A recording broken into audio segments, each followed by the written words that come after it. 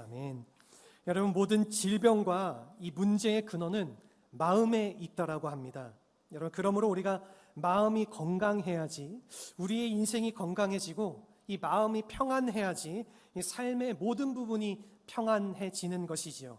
여러분, 그럼에도 불구하고 오늘 이 시대를 살아가는 사람들 가운데서 대부분의 사람들이 이 상한 마음을 갖고 살아가는 현실을 우리가 많이 바라보게 됩니다.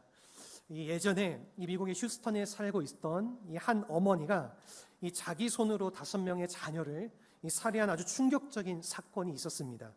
이 남편은 나사에서 근무하는 엔지니어였고요. 여러분, 이 생활 환경도 아주 부유하고 아주 좋았습니다. 누가 봐도 행복한 가정의 주부처럼 보이는 사람이었는데 어느 날 이 엄마가 이 남편을 직장으로 출근시킨 뒤에 이 목욕탕에 물을 받아놓고 이 2살짜리 아들부터 시작해서 이 3살짜리, 그리고 5살, 7살, 심지어는 생후 6개월밖에 되지 않은 이 딸까지 차례대로 살해한 후에 그리고 스스로 경찰에 신고를 했습니다. 여러분, 경찰이 도착했을 때에 이 내 아이의 시신은 침대에 가지런히 놓아져 있었습니다. 그리고 7살 난 이 아들의 몸은 욕탕에 남아 있었다라고 합니다. 어떻게 이렇게 끔찍한 일이 가능했을까요? 여러분, 이 부모가 가장 사랑하는 것이 자식 아니겠습니까? 이 자식이 부모보다 먼저 이 죽는다라는 것을 가장 아파하는 존재가 바로 부모인데, 여러분, 1명도 아니니 5명의 자식을 이 어머니의 손으로 직접 이 살해했다라는 이 사실을 우리가 어떻게 받아들여야 될까요? 여러분, 우리 상식적으로는 참 이해할 수가 없는 이런 일들이 일어난 것이지요. 나중에 이제 알려진 사실인데요. 여러분, 이분이 이 끔찍한 일을 저지른 이유가 이 사람이 악해서가 아니었습니다. 이분이 막 악한 마음을 품고 이 자녀들을 그렇게 살해한 게 아니었어요. 이 마음속에 이 질병이 있었기 때문이었습니다. 우리에게는 굉장히 생소한 이름이겠지만은 이 미국에서 PPD라고 부르는 일종의 이 산후 우울증이 있습니다. 그래서 미국의 엄마들이 한 10%의 엄마들이 대부분 걸리는 병인데 이것이 걸리면은 극심한 혼란과 그리고 무기력 증세가 찾아오고 이 현실에 대한 판단력을 잃어버리기 때문에 이러한 악한 일을 저지르고도 그것이 무엇인지를 알지 못했다라는 것입니다. 여러분, 우리가 사는 이 시대가 안고 있는 이 가장 무서운 질병은 무엇이냐면요, 이 외적인 질병이나 육체적인 질병이 아닙니다. 여러분, 이 마음에 일어나는, 이 마음속의 심령에서 일어나는 이 질병이 가장 심각한 병이라는 것이죠. 여러분, 상하고 깨어진 이 마음을 갖고 살아가는 한 우리가 아무리 좋은 환경에 살아도 행복자가 될 수 없다라는 것입니다. 그럼 내 마음이 상해 있으면은 아무리 이 사회 구조가 바뀌고 이 환경을 개선해도 우리의 인생이 나아지지가 않는다라는 것이죠. 여러분, 그래서 이 잠언 기자는 잠언 4장 23절에서 우리에게 이렇게 말해주고 있습니다. 우리 같이 한번 말씀을 읽어보도록 하겠습니다. 모든 지킬 만한 것 중에 더욱 내 마음을 지키라. 생명의 근원이 이에서 남이니라. 아멘. 여러분, 여기서 이 생명의 근원이라는 단어를 이 NASB 영어 성경 우리가 번역을 보게 되면은 생명의 샘이라고 이렇게 번역을 했습니다. 이 생명의 샘이 마음에서 흘러나온다, 이렇게 번역되어졌다라는 것이죠. 여러분, 우리의 마음에는 생명이 있다라는 것입니다. 여러분, 이 생명의 근원이 여기서 샘같이 흘러나와야지 여러분, 우리의 인생이 건강해지고 밝아지는 것인데, 여러분, 이와 같은 생명의 근원인 이 마음이 상하게 되면은요, 이 삶의 모든 부분이 다 상하고 무너지게 된다라는 것입니다. 여러분, 이런 의미에서 이 우리의 마음의 근본을 건강하게 만드는 것, 여러분, 이것이야말로 이 그리스도인의 삶에 있어서 무엇보다도 중요한 과제가 아닐 수가 없습니다. 여러분, 우리의 마음이 건강할 때에 나의 삶도 건강해지지만은요, 우리의 가정도 똑같이 건강해지고요, 우리의 공동체도, 우리의 교회도 건강해지는 것입니다. 여러분, 이런 의미에서 우리 모두에게 물어봐야 될 질문이 바로 여기에 있습니다. 여러분, 과연 나의 마음은 건강한가? 그리고 나의 마음에는 이 상하고 깨진 심령이 없는가? 혹시 우리 마음에 상한 부분이 있다라고 하면은 우리가 어떻게 하면 이 상한 마음을 치유받고 하나님 앞에 건강한 삶으로 살아갈 수 있을까? 여러분, 우리가 오늘 본문을 보시게 되면은 이 우리 마음속에 일어나고 있는 이 영적 현상에 대해서 이 사도 바울의 설명이 아주 자세하게 기록이 되어져 있습니다. 우리가 먼저 17절의 말씀을 보시게 되면은요, 여기서 우리의 마음을 상하게 하는 근본 원인이 기록되어져 있습니다. 여러분, 여기서 이 육체의 소욕이라고 하는 이 단어가 나오게 됩니다. 여러분, 이게 무엇을 뜻하는 걸까요? 여러분, 일반적으로 우리가 몸이라고 할 때 이 몸을 헬라말로 소마라고 하는데, 여러분, 이것은 육체적인 몸을 말하는 것입니다. 여러분, 이것은 악한 것이 아니에요. 여러분, 그래서 어떤 사람들은 우리 육신을 학대하고 괴롭혀야지 우리의 영혼이 맑아진다라고 생각하고 이게 몸을 자책하고 몸을 때리고 몸을 상하게 하고 그렇게 해서 내 정신을 깨끗게 한다, 그렇게 얘기하는 분들이 있는데, 여러분, 이것은 결코 성경적인 접근 방법이 아닙니다. 여러분, 우리의 몸이라고 하는 것은요, 이 하나님이 창조하신 아주 아름다운 작품이라는 것이지요. 여러분, 그렇기 때문에 이 예수님께서도 이 육신을 입고 이 땅 가운데에 오셨다라는 것입니다. 여러분, 이 육신이 악한 것이라고 하면 어떻게 예수님께서 육신의 몸을 입고 이 땅 가운데 오실 수가 있었겠습니까? 우리가 오히려 성경을 보게 되면은요, 여러분, 초기 교회 당시에 이 첫 번째 이단이 있었는데, 그 이단이 하는 것이 뭐냐면은 예수님의 육신을 부인하는 것, 그것이었습니다. 그들을 영지주의자라고도 불렀는데요. 여러분, 이 사람들은 초기 교회에 등장했던 최초의 이단, 최초의 적 그리스도였고요. 여러분, 이것을 요한일서에서 이렇게 소개하고 있는 굉장히 잘못된 이단이었다라는 것이죠.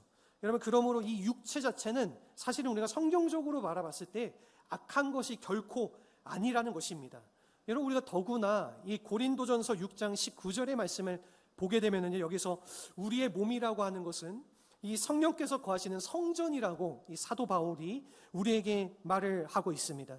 여러분, 그러므로 우리의 몸은 이 성령이 계시는 곳이기 때문에 우리가 거룩하게 잘 관리를 해야 된다라는 것이지요. 이 육체를 관리하는 것은 성전을 관리하는 것을 의미한다는 것입니다. 여러분, 아무거나 우리가 막 먹거나 담배 연기로 우리의 몸을 채우면은 안 되는 것이죠. 삼겹살을 먹고 소주를 마시는 것, 이런 것들을 우리가 절제를 할 수 있어야 된다라는 것입니다. 여러분, 우리 몸이 성전이기 때문에 우리가 함부로 해서는 안 된다라는 거예요.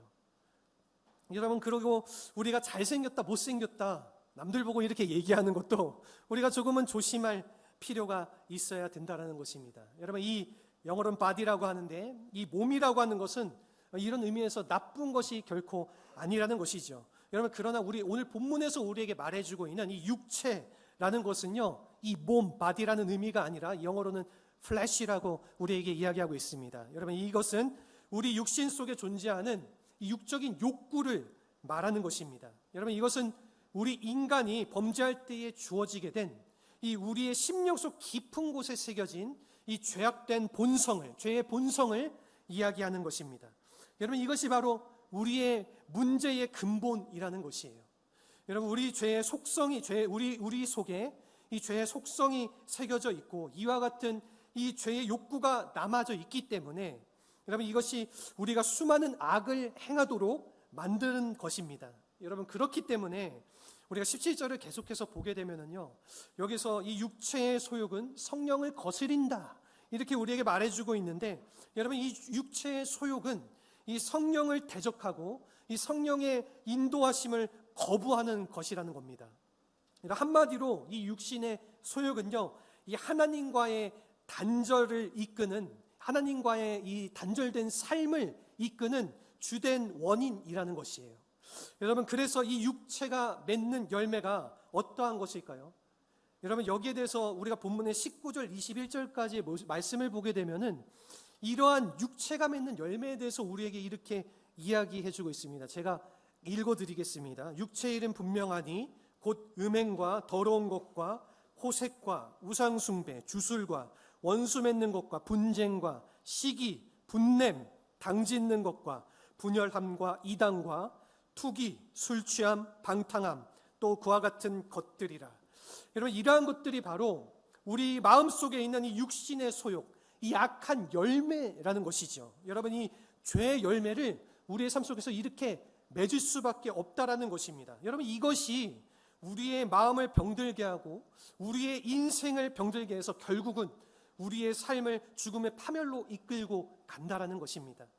여러분, 이런 면에서 이 우리 마음 속에 있는 이 악한 육신의 소욕, 이 죄의 본성을 우리가 처리하지 않게 되면은 우리가 무슨 일을 해도 행복할 수 없고요, 우리가 어떠한 일을 해도 우리 삶 속에서 회복이 일어나지 않는다라는 것입니다. 여러분, 그렇다면 어떻게 하면은 우리의 이 마음 속에 근본적으로 존재하는 이 문제인 이 육신의 소욕을 우리가 처리하고 우리가 하나님이 기뻐하시는 거룩한 인생으로 살아갈 수가 있을까요? 오늘 본문을 통해서 이 우리의 마음의 근본을 치유하는 이 세 가지 비결에 대해서 우리 성도님들과 함께 나눠보고자 합니다. 우선 첫 번째입니다. 여러분, 첫 번째는 마음의 벽돌을 깨뜨려야 된다는 것입니다. 오늘 본문의 24절 말씀입니다. 우리 같이 한번 한 목소리로 읽어보겠습니다.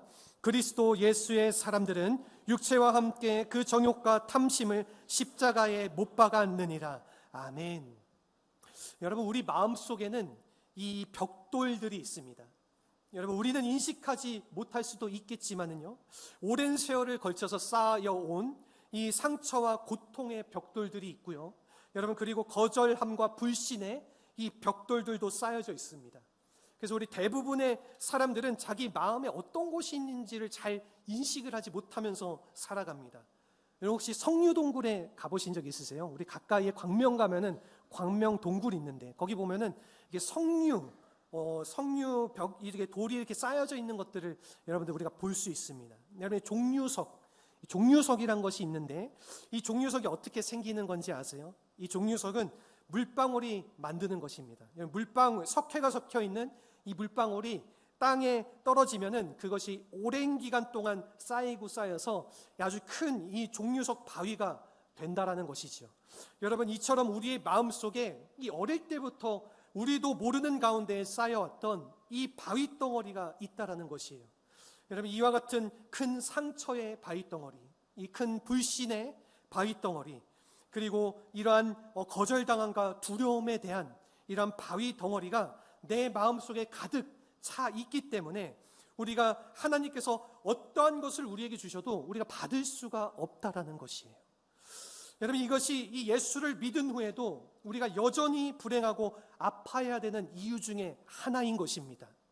우리가 하나님께서 우리에게 말씀을 주시는데 이 마음의 벽돌들이 우리와 하나님을 가로막고 있기 때문에 여러분, 이 말씀이 들어올 수가 없다라는 것이에요. 어떠한 축복과 은혜를 앞에 놓아도 그것이 이 벽돌에 가로막혀져 있기 때문에 우리 눈에 보이지도 않고 우리 귀에 들리지도 않는다라는 것입니다. 여러분, 그러므로 우리가 정말 우리의 삶을 회복하기를 원한다라면은 이 마음의 벽돌을 먼저 깨뜨려야 된다라는 것입니다. 여러분, 이것을 우리가 어떻게 깨뜨릴 수 있을까요? 우리가 24절 말씀을 보시게 되면 이 비결이 소개되어져 있습니다. 여러분, 여기서 나오는 이 육체라는 단어도 이 플래시라고 하는 육체의 소욕, 이것을 말하는데 이 옛 속성, 이 죄의 속성을 가진 우리의 육신, 여러분, 이 육신을 우리가 이 옛 속성을 정욕과 탐욕과 함께 여러분 우리가 십자가에 못 박게 되면은 우리의 마음에 있는 이 모든 죄의 담들과 여러분 이 벽돌들이 허물어져서 이 치유로 나아갈 수가 있다라는 것입니다. 여러분, 이 십자가에 못 박는다라는 것, 여러분, 이것이 실제적으로 어떠한 의미를 가지고 있을까요? 오늘날 이 많은 성도님들께서 이 십자가에 못 박힌다 이런 말들은 많이들 하시지만은 우리가 성경으로도 많이 읽고 이야기를 하지만은 이 실제적으로 그 의미에 대해서 자세히 모르는 경우가 흔히 있습니다. 여러분, 오늘 본문에서 말하는 이 십자가에 못 박는다라는 뜻은요, 우리가 최소한 세 가지의 단계를 우리에게 제시해주고 있는 것입니다. 우선 첫 번째는 무엇이냐면은 나의 죄에 대한 인식의 단계입니다. 여러분, 우리 마음속에 있는 이 벽돌들을 깨뜨리려고 하면요, 이 내 안에 있는 벽돌들이 무엇인가 우리가 인식을 해야 된다라는 것입니다. 이 내 마음속에 문제가 있구나, 이 내 마음속에 이 상처가 있구나, 이 내 마음속에 이 하나님이 기뻐하시지 않는 이 죄악이 있구나, 여러분, 이 내 마음에 있는 무엇인가를 인식하는 게 이 첫 번째 단계인 것이죠. 여러분, 그리고 두 번째 단계는요, 이것을 자백하는 것입니다. 여러분, 이것을 우리가 흔히 회개라고 부르기도 하지만은요, 이 사실은 성경적인 용어는 자백이라는 것이 더 많습니다. 여러분, 이 내 마음에 있는 이 더러운 것, 이 악한 것, 그리고 잘못한 것들을 다 토해내는 것, 이것을 말하는 것이죠. 여러분, 이 죄가 내 마음 가운데에 있고, 이 아픔이, 이 상처가 이 내 마음 가운데에 있는데, 우리가 이것을 뿜어내지 않고 이것을 계속해서 담고 살면 어떻게 될까요? 여러분, 그것 때문에 우리가 죽게 된다는 것이에요. 여러분, 이 내 마음속에 있는 이 죄악이나 이 상처는 독성이 있기 때문에 여러분, 우리의 마음을 죽이도록 되어 있다는 것입니다. 우리가 시편 32편의 3절 말씀을 보게 되면은 이 다윗이 고백하는 내용이 있습니다. 우리 같이 한번 읽어보겠습니다. 내가 입을 열지 아니할 때에 종일 신음함으로 내 뼈가 쇠하였도다. 아멘. 여러분, 이 다윗이 범죄한 후에 자기 마음속에 이 죄를 담고 살면서 그것을 토해내지 않았습니다. 여러분, 그래서 사람들은 모르니까, 사람들은 가만히 있으면 내가 거룩하게 사는 것처럼 보여지니까, 그렇게 아니까 여러분, 이 마음속에 숨겨놓고 토설하지 않는 것이지요. 여러분, 이와 같이 토해내지 않았을 때에 이 종일 신음하고 뼈가 상하는 고통을 겪게 되었다. 우리가 이 죄를 가슴에 담고 살면은요, 우리의 영혼도 상하게 되고 우리의 몸도 다 부서지게 된다라는 것입니다. 여러분, 그래서 이 유명한 심리학자인 이 칼 융이라고 하는 사람이 이런 말을 한 적이 있습니다. 일반적으로 이 가톨릭 교인들이 이 개신교인들보다 이 마음의 질병이 적답니다. 그 이유가 무엇인가 하니까요, 이 가톨릭에는 고해성사라고 하는 제도가 있어요. 그래서 이 무엇을 잘못했으면 이 신부를 찾아가 가지고 내가 잘못한 죄를 신부에게 다 털어놓는 것이죠. 그렇게 털어내다 보니까 이 어느 정도의 마음의 시원함을 경험을 한다라는 것입니다. 여러분, 근데 우리 개신교회는 그런 게 없어가지고 이 마음에 안고 살다 보니까 이 질병을 갖는 사람들이 많이 있다. 그렇게 이 칼융이라는 심리학자가 이런 말을 해요. 하지만은 여러분, 이것은 성경적으로는 잘못된 것입니다. 성경적으로는 결코 이러지 않아요. 여러분, 우리가 예수님을 영접한 그 순간, 여러분, 우리가 직접 하나님의 보좌 앞에 나아갈 수 있는 그 특권을 가졌기 때문에 우리가 꼭 신부님 앞에 나아가서 자백할 필요도 없고요, 또 우리가 목사님 앞에 나와서 자백할 필요가 없다라는 것입니다. 여러분, 그러면 우리가 누구에게 자백하면 될까요? 누구에게 자백하면 되죠? 그렇죠, 여러분. 예수님께 자백하면 되죠. 우리가 하나님께 자백하면 되는 것입니다. 여러분, 이 예수님의 십자가 앞에 우리의 모든 이 죄악을, 우리의 모든 이 잘못된 문제를 가지고 나아가서 이 우리의 마음속에 있는 모든 것들을 다 토해내는 것, 여러분, 이것이 바로 두 번째 과정이라는 것이죠. 여러분, 이와 같이 내 마음에 있는 이 죄를 우리가 인식을 하고 이 자백을 한 후에 마지막으로 세 번째로 해야 되는 것이 바로 이 예수 그리스도의 십자가가 나를 이 모든 죄로부터, 이 모든 저주와 질병으로부터 나를 자유케 하셨다는 것을 믿는 것입니다. 여러분, 이것을 믿고 우리가 이 사실을 선포하면서 살아갈 때에 그때 우리 마음속에 있는 이 죄가 처리가 된다라는 것이에요. 여러분, 오늘 많은 그리스도인들이 이 십자가에 관해서 공부도 하고 찬송도 많이 부릅니다. 또 우리가 신학적으로 이 십자가의 의미가 무엇인가, 그렇게 막 논문도 쓰고 이제 막 학문적으로 막 이렇게 그것을 알고자 많이 노력하는 분들이 계셔요.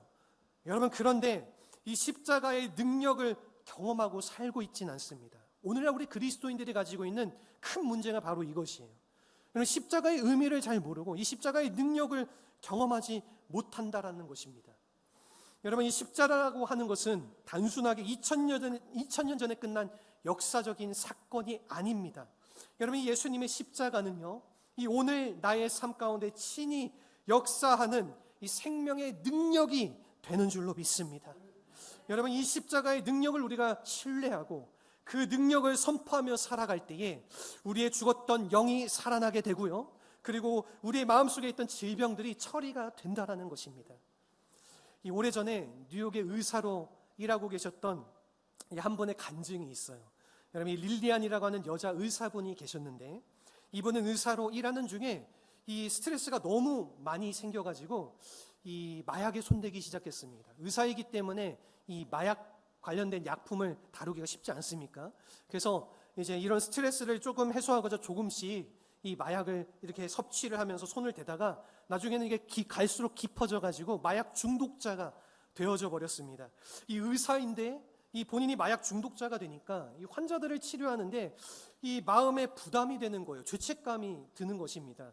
그래서 이분이 할 수 없이 이 의사직을 포기를 하고 그리고 집에서만 이렇게 있게 되었는데, 이 마약에 중독되어 있다 보니까 다른 일도 못하고 다른 직업도 없게 되어서 이 삶이 아주 피폐해지게 되는 겁니다. 이 몸이 뼈만 앙상하게 남은 채 아주 처참한 상황 가운데 이분이 놓여지게 되었습니다. 그런데 어느 날 이 하나님의 은혜로 이분이 어떤 목사님을 통해서 예수님을 만날 수 있는 기회를 갖게 되었습니다.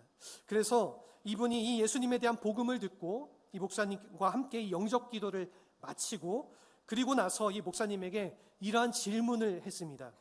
예수님이 나의 모든 죄를 담당해 주셨다라는 것을 내가 믿겠는데, 그러나 지금 내가 가지고 있는 이 현실의 문제, 지금 내가 이 마약 중독에 걸려 있는데 이 마약의 문제를 어떻게 해야 됩니까? 그렇게 이 목사님께 물어봤을 때에 이 목사님께서 여기에 대해서 설명을 해주셨어요. 예수님의 십자가가 당신의 죄를 처리하셨을 뿐만 아니라 당신의 모든 저주와 질병까지 다 담당해 주셨습니다. 그러므로 앞으로 당신의 침상 위에다가 이 갈라디아서 3장 13절의 말씀을 적어놓고 매일 이 말씀을 읽고 묵상하고 선포한 후에 잠을 자십시오. 이렇게 이야기를 했다라고요. 우리 같이 한번 갈라디아서 3장 13절의 말씀 읽어보겠습니다. 그리스도께서 우리를 위하여 저주를 받은 바 되사 율법의 저주에서 우리를 속량하셨으니 기록된 바 나무에 달린 자마다 저주 아래에 있는 자라 하였음이라. 아멘.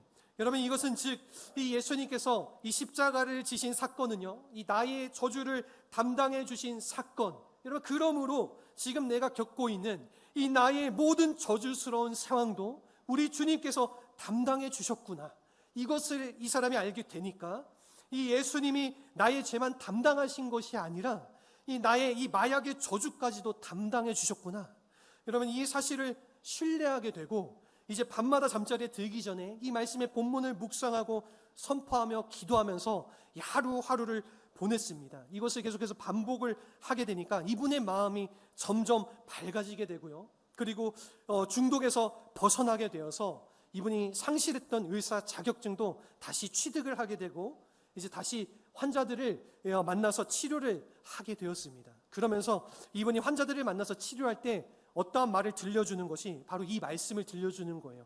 자신이 이렇게 회복이 되어졌으니까 예수님께서 당신의 모든 죄와 질병을 담당해 주셨습니다. 이 사실을 믿을 때에 당신이 진정으로 고침을 받을 수 있습니다. 이분이 환자들을 만날 때마다, 치료할 때마다 이렇게 환자들을 전도하고 이러한 말씀을 선포하면서 치료를 했다라고 합니다. 이 사람을 통해, 이 의사를 통해서 많은 환자들이 치료를 잘 받았다라는 그러한 간증이 있습니다.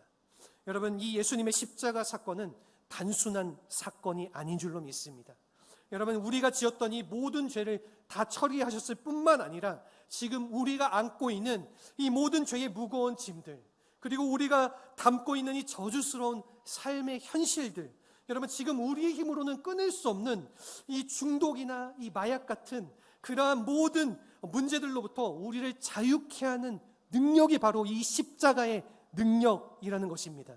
여러분, 우리가 이 사실을 믿고 주님의 십자가를 날마다 붙들을 때에 우리의 삶이 변화가 시작이 된다라는 것입니다. 바라고 소원하는 것은 우리 사랑하는 모든 성도님들께서 이 마음의 벽돌을 허물고 우리 주님의 십자가를 믿음으로 선포하며 나아가서 우리 삶에 주님께서 원하시는 삶의 아름다운 열매를 맺어가시기를 간절히 바라고 축원합니다. 아멘. 우리 두 번째는 무엇이냐면요, 성령 안에서 행하며 살아가야 된다라는 것입니다. 오늘 본문의 25절 말씀입니다. 우리 같이 한번 한 목소리로 읽어보겠습니다.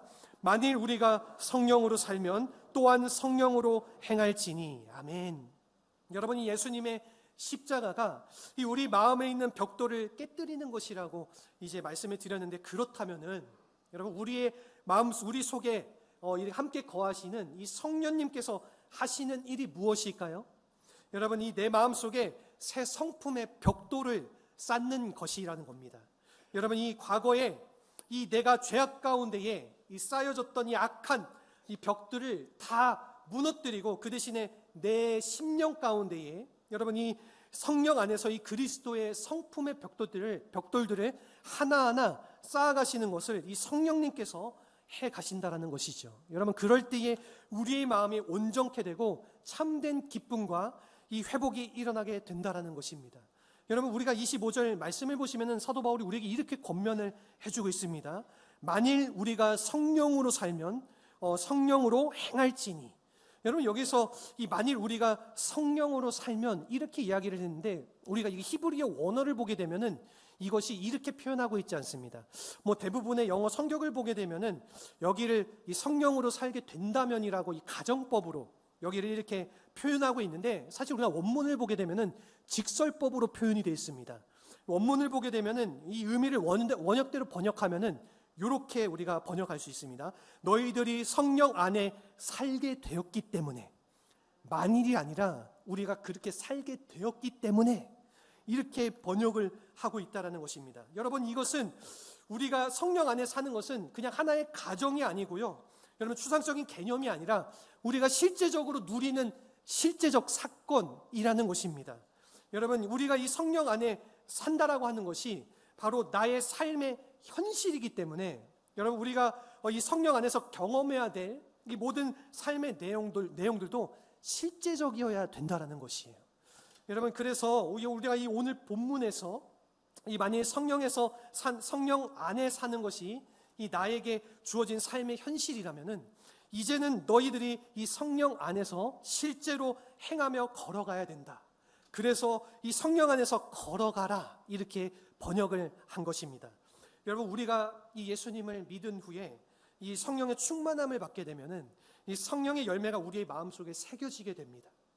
여러분, 그리고 이 성령의 열매는요, 이 예수 그리스도의 인격의 열매이기 때문에 이 가장 아름다운 열매라는 거예요. 여러분, 그래서 우리가 오늘 이 읽은 본문의 22절, 23절에서 이 성령의 열매에 대해서 이렇게 나열하고 있습니다. 우리 같이 한번 읽어볼까요? 오직 성령의 열매는 사랑과 희락과 화평과 오래 참음과 자비와 양성과 충성과 온유와 절제니 이 같은 것을 금지할 법이 없느니라. 아멘. 여러분, 여기에 나열된 이 모든 이 성품의 열매들은 가장 아름답고 존귀한 것입니다. 여러분, 그런데 이와 같은 아름다운 성령의 열매가 여러분 이 내 마음속에만 새겨져 있다라고 하면은 그것은 아무런 가치가 없다라는 것이에요. 여러분, 우리의 마음속에 새겨진 이 성령의 열매가 실제 생활 가운데 나타나게 될 때에, 여러분, 그때에 이것이 가치가 있고 여러분 우리의 삶을 변화시킬 수가 있다라는 것입니다.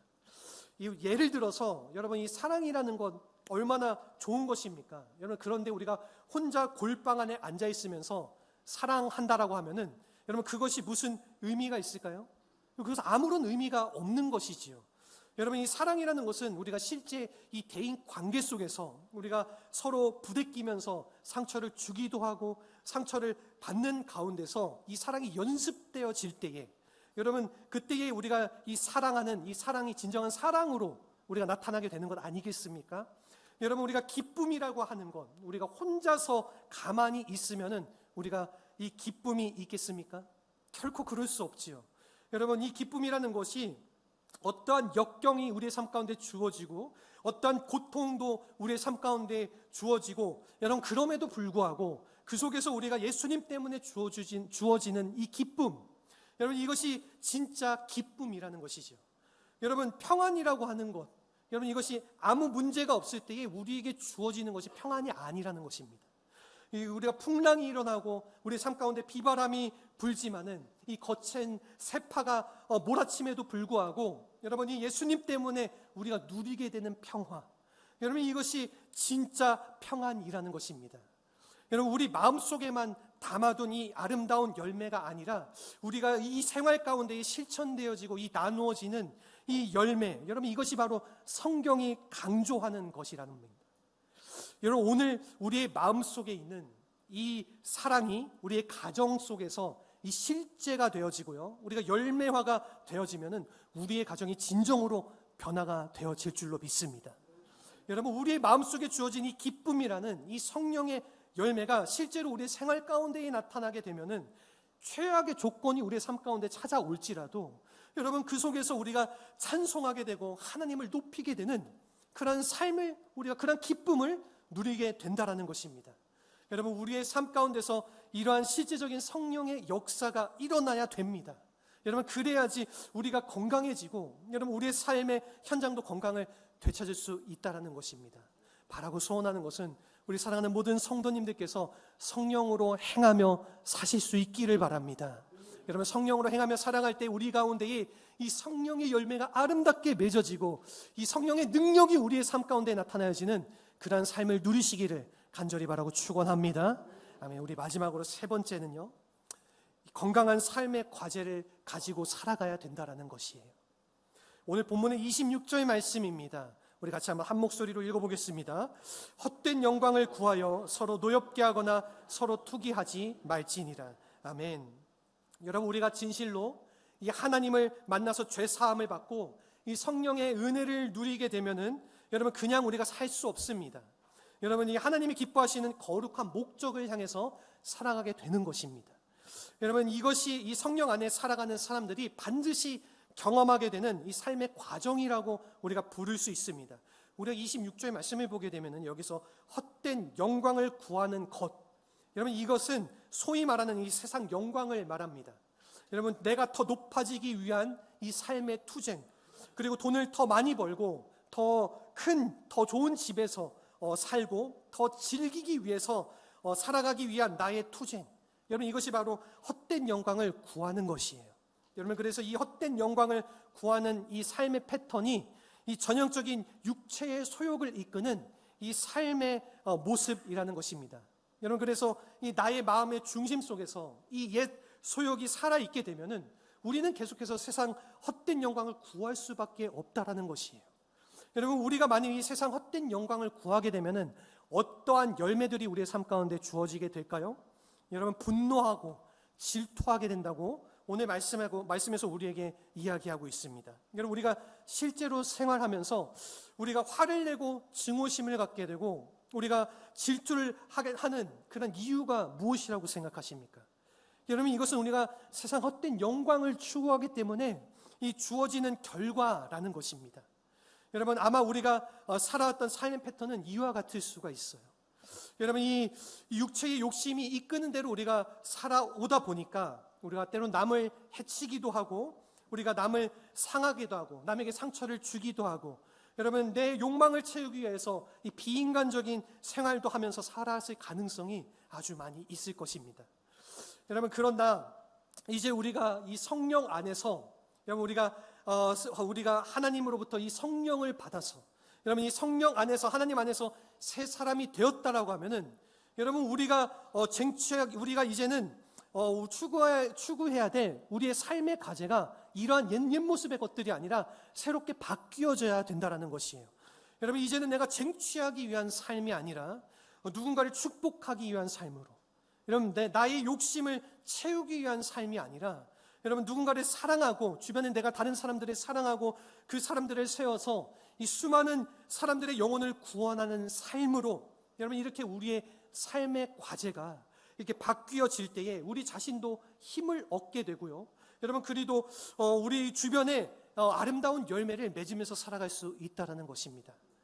여러분, 저는 이렇게 생각해요. 이 참된 치유라는 것, 여러분 참된 치유라는 것, 우리 모두 치유되고 회복되기 원하시죠. 여러분, 내 육신에 고통, 질병이 있다면 주님 안에 회복되기를 원하실 겁니다. 여러분, 근데 참된 치유라고 하는 것은요, 여러분 단순히 우리가 병에서부터 떨어져 나아가는 것, 우리의 육체의 단순하게 우리의 몸의 고통이 질병들이 회복되어지는 것이 참된 치유가 아니라 여러분 이 고침받은 자가 정말로 해야 될 아름다운 삶과 사역을 이루어가는 것, 여러분 이것이야말로 진정한 차원에서의 치유라고 저는 생각합니다. 여러분, 우리가 앞으로 이 남은 생애를 건강하고 아름답게 살아가기를 원한다라면은 우리가 진정으로 정말 해야 될 인생의 과제가 있어야 된다라는 거예요. 여러분, 그것도 그냥 단순한 과제가 아니라 이 하나님의 뜻을 이루기 위한 이 건강한 과제, 여러분 이것이 우리에게 있어야지 우리가 조금 환경이 힘들어도 우리가 조금 나이가 있고 연세가 조금 있어도 여러분 쇠하여지지 않고 더욱더 강건한 힘을 가지고 우리 인생을 하나님 앞에 달려가면서 살아갈 수 있다라는 것입니다. 이 어떤 목사님이 이 몸이 좋지가 않아가지고 이 병원에 가서 진단을 받으셨습니다. 여러분, 그랬더니 이 의사가 더 이상 회복이 될 수 없다라고 이 불치병이라는 진단을 내렸어요. 여러분, 그러면서 이 목사님에게 충고를 했습니다. 목사님이 만일 조금 더 오래 사시기를 원한다라고 하면은 지금 당장 하시는 목회를 다 그만두시고 집에 가셔서 평안히 쉬셔야 됩니다. 이 말을 들은 이 목사님이 이렇게 물었습니다. 선생님 충고대로 만일 내가 그렇게 다 목회 다 내려놓고 사역 다 내려놓고 쉰다고 하면은 내가 얼마나 살 수 있습니까? 그러니까 이 의사가 한 6년은 더 사실 수 있다, 이렇게 대답을 했어요. 그러니까 이 목사님이 다시 한 번 더 물었습니다. 그러면 선생님, 내가 만일 선생님 말대로 하지 않고 나에게 주어진 이 일을 계속하면서 이 사역을 계속하면서 살아가면은 내가 얼마나 더 살 수 있겠습니까? 그렇게 물어보니까 이 선생님이 충고대로 하지 않고 당신이 살게 되면은 기껏해야 3년밖에 못 살 것이다, 그렇게 이 대답을 해 주었습니다. 이 말을 들은 목사님이 한참을 생각을 하시더니 여러분, 이 다음과 같이 대답을 했어요. 선생님, 내가 6년 동안 앓으면서 이 방 안에서 시간을 보내다가 하나님 앞에 가는 것보다 차라리 하나님의 일을 하다가 3년 후에 이 가는 쪽을 택하겠습니다. 그러고 이분이 정말로 이 하나님께서 기뻐하시는 이 사역을 충성스럽게 감당을 했습니다. 여러분, 그 결과가 어떠한 결과로 나왔을까요? 여러분, 이분이 3년만 사신 것이 아니라 12년을 더 사시고 하나님 앞에 귀하게 사역 잘 감당하시다가 하늘나라로 올라가셨습니다. 실제 한 목사님의 이야기셔요. 여러분, 우리가 질병에 걸렸을 때에 우리가 무조건 일만 한다고 하는 것, 이 좋은 것 아니죠. 여러분, 이 아픈 분이 나가서 이 돈 챙기고 사업 확장하고 그러면은 더 빨리 죽게 되는 것, 이것이 맞습니다. 그렇지만 여러분, 이런 것을 말하는 것이 아니죠. 여러분, 이 거룩한 과제를 우리가 감당할 때에 여러분, 우리가 하나님께서 정말로 나에게 하라고 하신 그 말씀, 그 분부를 우리가 담당하면서 살아갈 때에 여러분, 그때에 그것이 우리의 삶에 에너지를 공급하고 나를 살게 한다라는 것입니다. 여러분, 오늘 우리의 인생을 살게 하는 이 과제가 있어야 됩니다. 여러분, 단순하게 그저 우리에게 삶의 시간이 주어졌으니까 그냥 시간 보내다가 하나님 부르시면 가면 되지, 우리 이렇게 생각하는 것이 아니라요, 여러분, 이렇게 살아가면 이것만큼 허무한 인생이 어디 있겠습니까? 여러분, 그렇게 살기보다는 거룩한 목적을 위해서 우리들의 인생을 사용하시기를 바랍니다. 여러분, 우리의 삶의 시간들을 하나님 앞에 선한 목적을 향해서 하나님을 위해서 사용하시기를 바랍니다. 여러분, 그럴 때에 우리의 인생은 더욱더 건강해지고요, 여러분, 그리고 우리의 남은 생애는 더욱더 풍성한 열매를 맺는 그러한 생애가 되어져서 여러분, 우리가 주님 앞에 가는 그날까지 우리도 행복할 뿐만 아니라 여러분, 우리 때문에 우리 주변도 행복해지는 그런 아름다운 결과들이 우리에게 주어지게 된다는 것입니다. 살아가는 성도 여러분, 우리 모두는 환자입니다. 여러분, 저도 환자이고요, 여러분들도 환자예요. 우리 모두는 다 아픕니다. 여러분, 이 정도의 차이가 조금 있을지 모르겠지만은 여러분, 우리 모두는 다 아픈 것, 이것은 우리 모두가 가지고 있는 동일한 모습이에요. 여러분, 그래서 우리는 때로는 서로 싸우기도 하고 우리가 서로 찌르기도 하고 우리가 서로 상처받기도 하는 것입니다. 우리는 모두 아픈 사람들이기 때문에 죄의 본성에 이끌려서 살아가는 그런 아픈 환자들이기 때문에 여러분, 이것이 우리가 가지고 있는 원래의 모습이에요. 여러분, 그러나 이와 같이 악한 모습을 가지고 있는 우리이지만은 여러분, 이 예수 그리스도를 만나고 우리가 이 십자가 안에서 죄 사함을 받고 이 성령의 능력과 권세를 받게 되면은요, 여러분, 우리들은 새 열매를 맺는 인생으로 바뀌어질 수가 있다는 것입니다. 여러분, 우리 모두가 이 성령 안에서 이 새로운 열매를 맺고 이 하나님이 부르시는 그날까지 여러분, 이 하나님께서 기뻐하시는 이 거룩한 사역을 위해서 일평생을 달려가는 삶을 사시기를 간절히 바라고 축원합니다. 아멘. 여러분, 그럴 때에 우리의 남은 생애도 아름답고 또한 천국 가서도 하나님께 칭찬받는 우리 모두가 될 줄로 믿습니다. 그러한 우리의 모든 인생이 되시기를 주님의 이름으로 축원합니다. 아멘. 여러분, 이 시간 우리 함께 온전케 되리라는 이 찬양의 고백으로 우리 같이 찬양하면서 우리 함께 기도의 자리로 결단하며 나아갔으면 좋겠습니다.